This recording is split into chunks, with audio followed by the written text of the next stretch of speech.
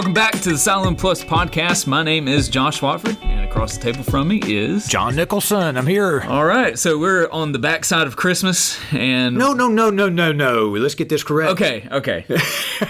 Skirk, put the brakes on right there. We are in the middle. This is the fourth day of Christmas of today. the 12 days of Christmas. We're past the first day of Christmas, there we go. Where many people have celebrated Christmas. Right.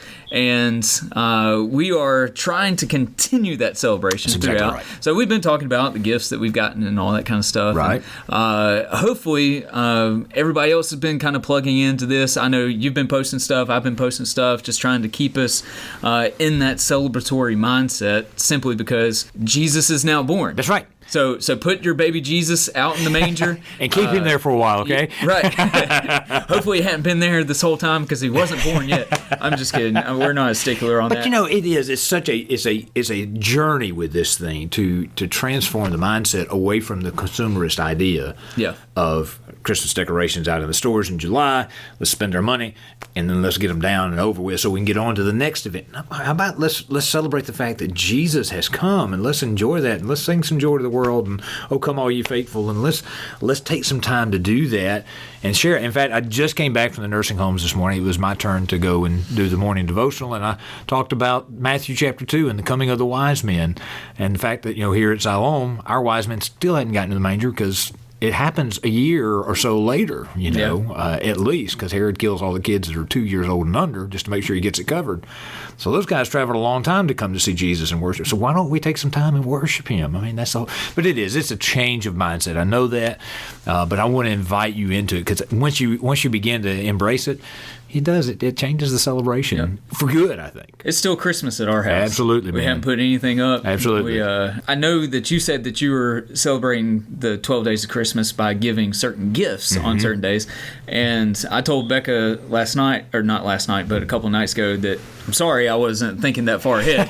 But I told her that next year I'd love to do that with her. Yeah. You know, even if it's, a candy bar. Right. Yeah, just something small like that, because, I mean, we can't afford big gifts every single night. Even if it's just something to keep that time of celebration going. And one of the things that I love about this, and I talked to you about this, I've talked to several people who it's like coming down off of high. Mm-hmm. And so once you hit that new year, maybe that first day you're like, all right, the new year's here, we're ready to go. But you get on into the year, and really just that first month, it's just a depressing month because you're coming down off of this high of Christmas. Right. But when you continue to celebrate Christmas on into the new year, celebrate the birth of Jesus, that's what we're really celebrating. Right. Changes your mindset and going into the new year. I agree. Which I think points out something for us that the early church, and because what we're doing is we're re-embracing the church year is what we're not coming up with this. No, this isn't something that's new. This is something that is, centuries, millennia old at this point. And I think they had some wisdom in that, because they realized that the rhythms that the world was enforcing on them, as we talked about back in the spiritual disciplines, whether we're going to allow the world to conform us to its mold, or are we going to be transformed. And I think the early church did that intentionally with setting aside these times and the rhythms of how are they going to move through their lives? Yeah. Is it going to be by what the world's dictating, or is it by what God has truly revealed himself to be in Christ? That changes the entire game. Yeah. So whether or not we're celebrating the 12 days of Christmas, we're already... And we hope you are. Yes, I hope that you are. But just by the nature of things, we're already looking to the next year. Yeah. We're in this season, but we're already recognizing there is a new year coming up. Right. And so you and I have been talking about what Siloam will be going through and doing throughout this next year, because next year is a pretty important year. Big year for us. Absolutely it is. I remember when I came to this church 8 years ago, we were already talking about the 200th celebration. And I was just thinking, man, we got plenty of time. Yeah. it's 8 years away. Like, why are we already talking about this? And here it is. Yeah. And so we have quite a bit planned specifically for the 200th, but there are some other things that aren't necessarily tied in with the 200th that we also want to talk about. And but I think in some way they are tied in, simply because part of what we're doing with this 200th celebration is we're not just looking back for the sake of looking back. Right. We're looking back and affirming faithfulness that has been exercised in the life of our church and the legacy that's left, and we want to continue that. And some of these other things that are on the docket that are planned ahead are to help us to do just that, to remain faithful, to keep being what God has called us to be, and to keep pursuing His kingdom's purposes for us. We don't ever become a museum.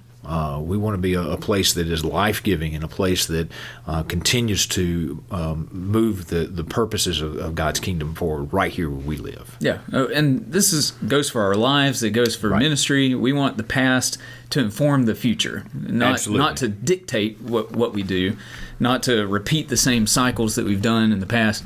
We want to make informed decisions based on our past, how we can move forward. And that's what we want to do this year. We want to take some intentional time, and that's what we've been doing with the Cloud of Witnesses series and all that. We want to... Which was kind of a setup for the 200th. Right, it was. And just to get us already thinking in that direction. Right. Looking to the past to know how to move forward. Right. And that's kind of in our motto, is that what you call it, of our church? Sure. Faith, foundation, and future. Sure. We look at our foundation, which is Christ, ultimately, but then also how others have built on that foundation that Paul talks about in 1 Corinthians, maybe 2 Corinthians. Don't quote me on that. That's okay. But he says that, Christ lays foundations, then others come and build on top of that. And we want to see how others have built so that we can build on top of that as well. Right. You've heard me talk about this moment when I was interviewing with our deacon body before I became the pastor here, and I asked the question of the deacons, are the best days of Siloam behind it or in front of it? And given the incredible legacy of our church, which we'll get into a bit here in a moment, that's not a small question. That's an important question. And the whole reason for that was I wanted to know whether the church at that time, 11, 12 years ago, was content to rest on what had been, or were they still interested and intent on pursuing what God has for them in the future? And it was Arnold Huey that finally spoke up after a few moments of silence. And he said, I guess that's up to us, isn't it? Mm-hmm. And that was what, if you will, sealed the deal for me, that this was a place that I could come and pastor. It wasn't a place that was just going to be content to be what it had been. Yeah. And so we're on that journey. But part of that is knowing from whence we've come. And reflecting on that and thanking God for it. I mean, because many of those seeds that were planted 170 plus years ago are still bearing fruit today. That's the kind of legacy I want to leave. That's right. And I want to be a part of that. And we'll be celebrating that throughout the year. In the newsletter that's coming out in the next week or so will be a calendar of the major celebration events. We're going to be able to have some wonderful people with us that are carrying forward that legacy to come back and acknowledge that legacy as well. Jennifer Rash, who is now she's the first female editor of the Alabama Baptist paper, but she will be coming to help us celebrate Siloam's role in the publishing of that paper in its beginning. So we're excited to have her. We'll have some representatives from Samford that are going to come on a couple of occasions with us because we are the founding institution of what is now Samford University. Yep. We're looking for Dr. Scott Guffin and their crew of teachers in what's now the Christian Ministry degree program. They're going to come and help us walk through the Psalms with our winter Bible study. In the fall, Dr. Galen Jones, who is one of those professors, is going to come and help us interact and engage with what I love to call the Harry story, and it's about Harry, who was the slave of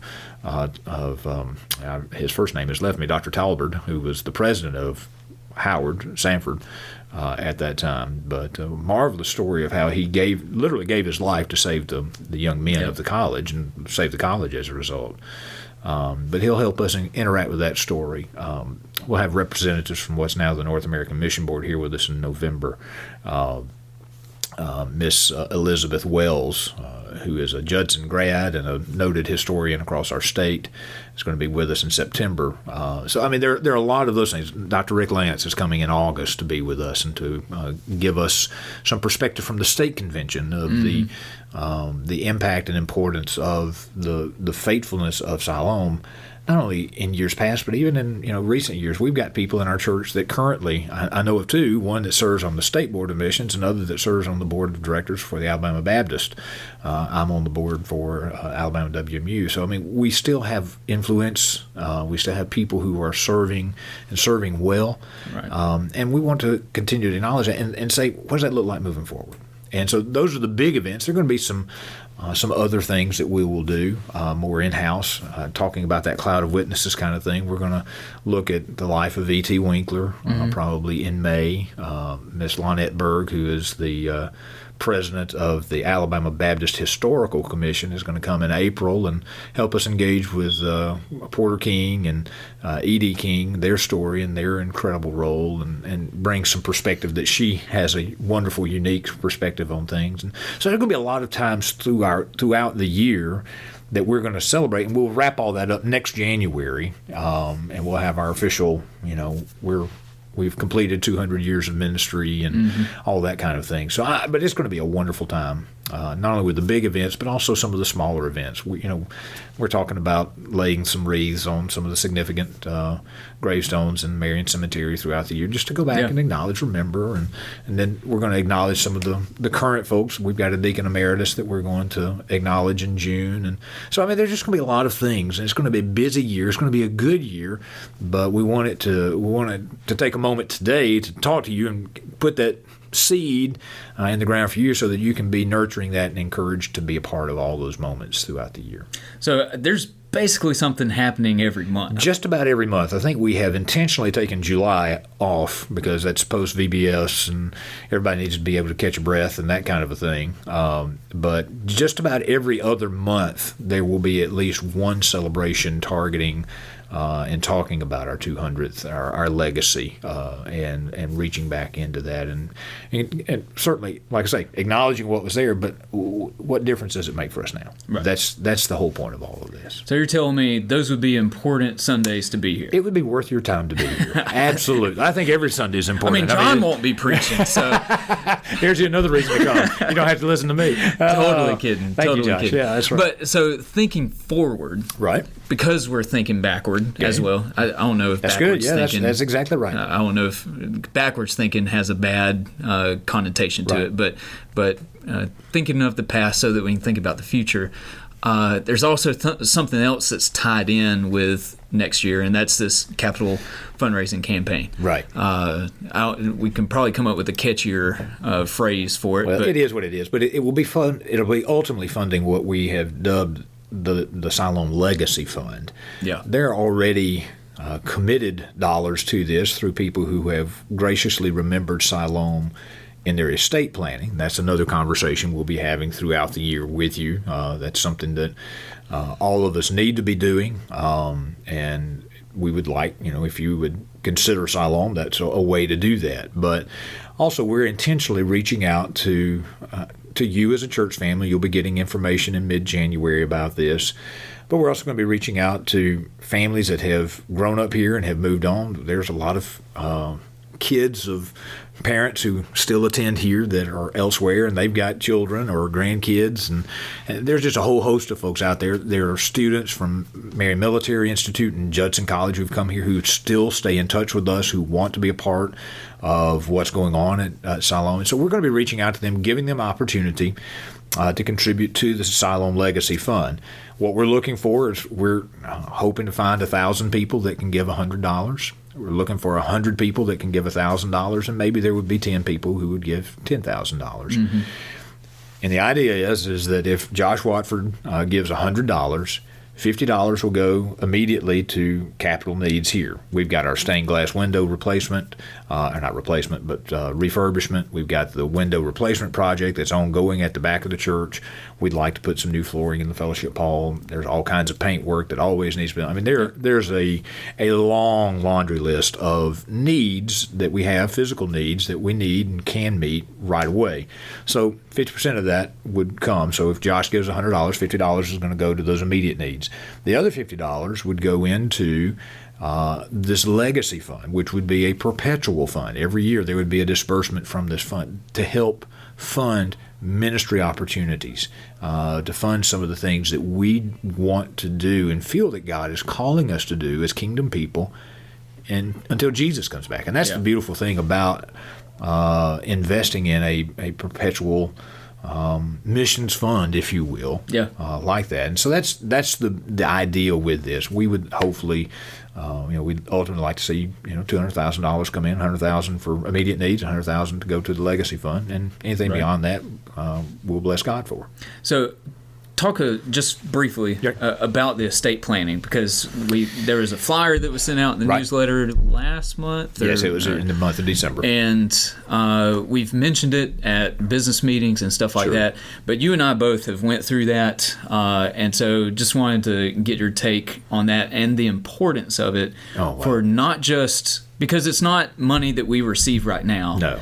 But it's money that we hopefully don't see for a long time, but it's kingdom money that will be coming in. And it is a stewardship issue, and just to be 100% full disclosure here, and I shared this with a few folks along the way. Vanessa and I, we have a will, but it is so outdated. Clayton is not even mentioned in that will. So it was 25 plus years ago when we put that together. All right. To say that our life situation and life circumstances changed a bit since then would be an understatement, a gross understatement. So we went through this process. We're going to be encouraging you, individuals, to engage with the Alabama Baptist Foundation, and their task is to help with stewardship issues within the church. And as Josh has mentioned, he's been through it. Vanessa and I have gone through it. And if I can go through it, anybody can go Absolutely. through it. And one of the things that's surprising there is some of you are maybe listening to this and think, well, I ain't got anything. As you go through what you do have, it doesn't take long before you realize there is more to my estate than I may have thought about. Yeah. And what's going to happen with that? If you don't do anything, if you have no will, if you have no directions about that, the state determines what happens with that.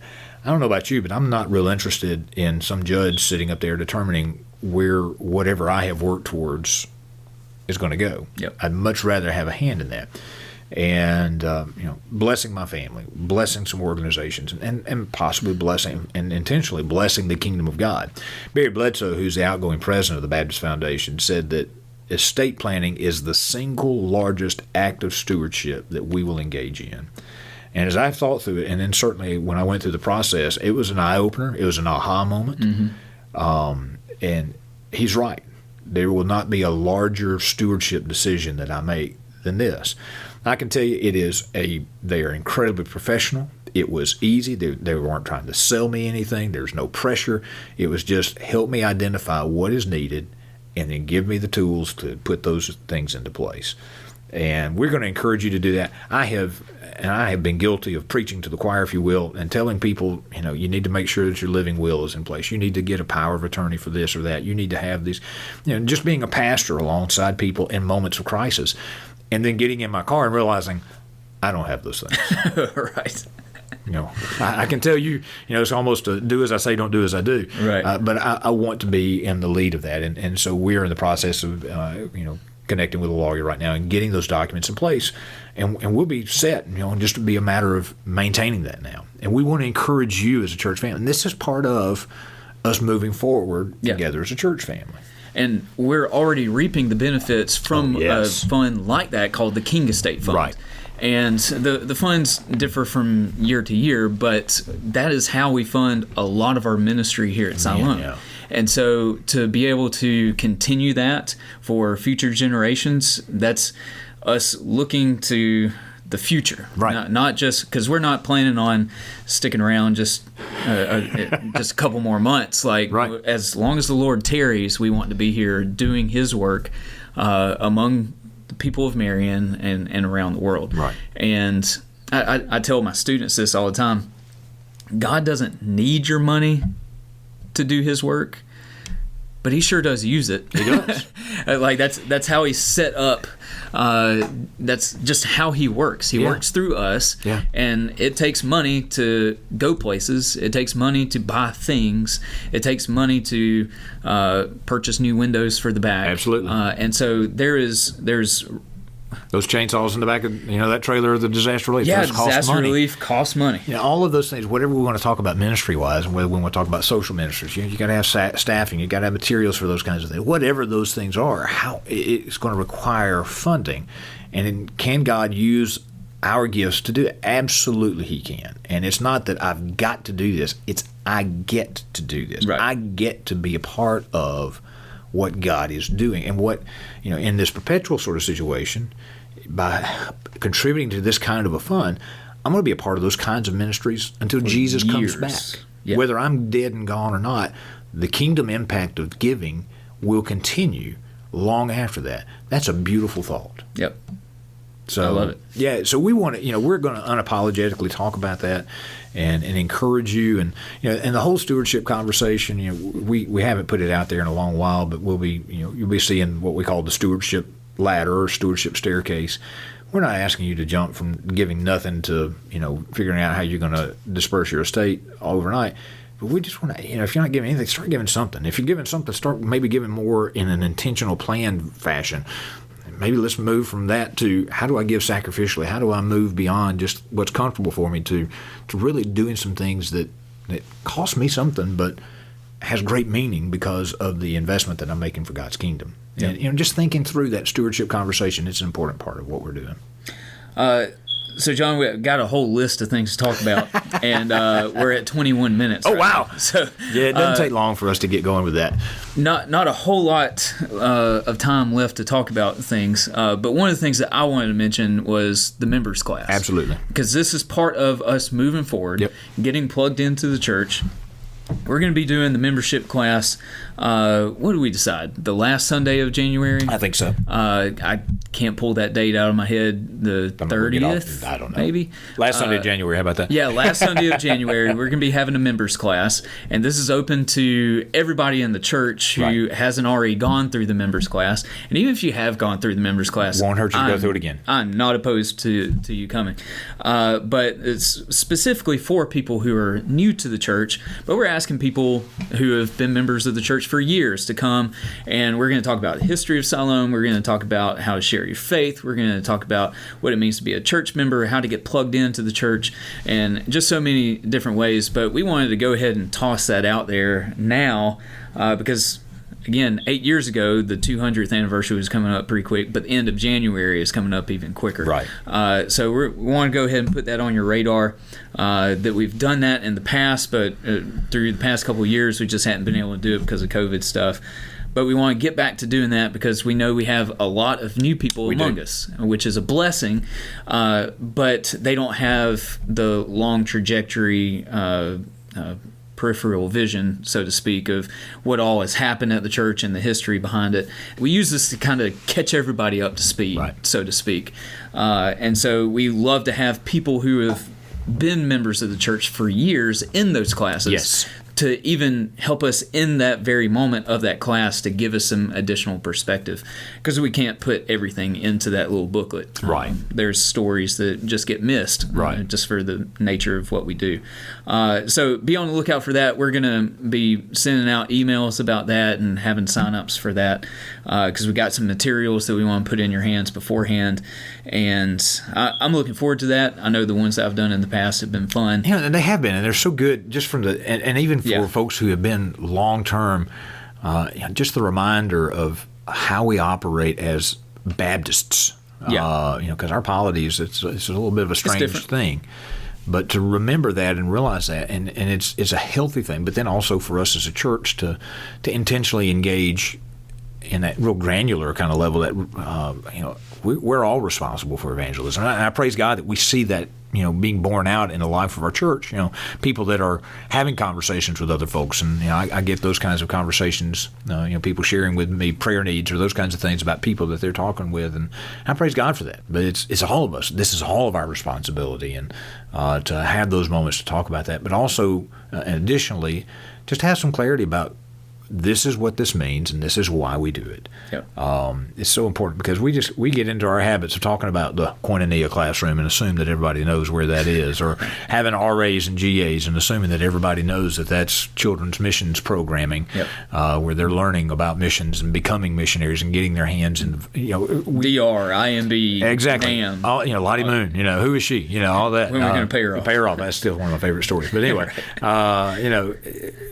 just take a moment and think through those things again, and let's say, here's who we are, and here's what we're doing, and why we're doing it. It's really important.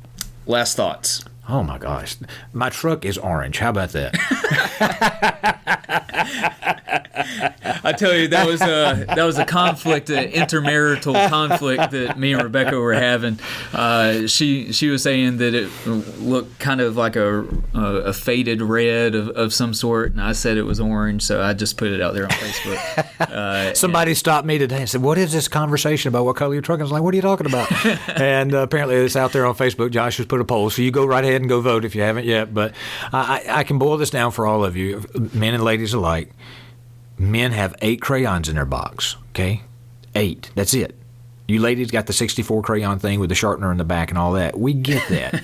But it's orange. It might be some shade of orange, but it's an orange truck, okay?